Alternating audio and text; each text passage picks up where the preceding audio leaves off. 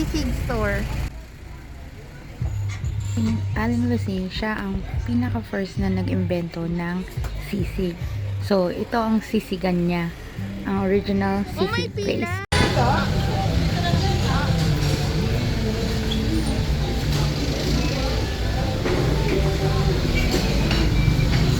And look, that's the ice cream vendor here.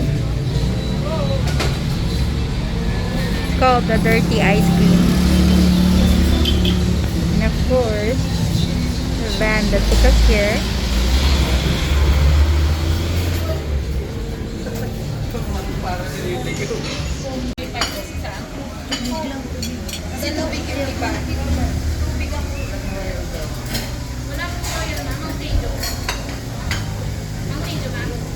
Mountain Dew daw.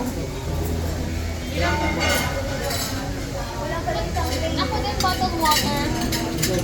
Yan. Famous sisig. Ayan na ang Sisig. Food is coming. The food is coming. Food is coming. The service is fast, so that's And bulalo.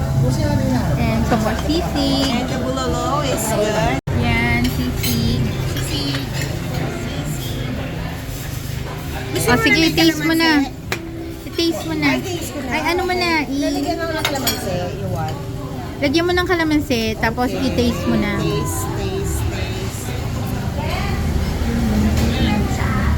Ilagay ko yung ano ng kalamansi.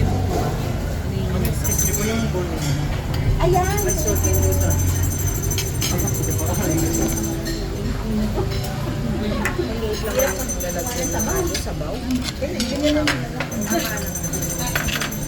Kumusta, Bard? Masarap ba? Kumusta? Nakalimutan mo na bang name mo? Ito naman si Caberto. Siya yung may-ari ng van na na-rent namin. Napaka-professional niya, guys. So, pwede niyo siyang i-contact sa Facebook. I'll also link his phone number below. Nakalimutan niya lahat. Nagkaroon siya ng Alzheimer's. O, ikaw naman. Okay. Christine. Let's taste it. Okay. Uy, maano to Ito ang original sisig ni Aling Lusing. Let's taste. Kung ganun pa rin ang lasa. Sarap. Sarap. Ano sa masasabi mo? Taga Las Vegas ka, diba?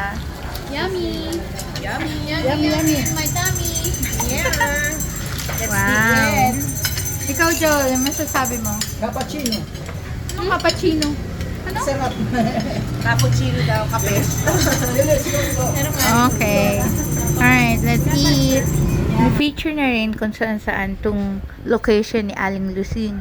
Ang dami talaga nasarapan yung mga channels na ABS-CBN, GMA, Unang Hirit. Talaga masarap dito, kaya puntahan nyo to. Diba? Dahil kay Aling Lusing sisig, original sisig. Daming kumakain dito.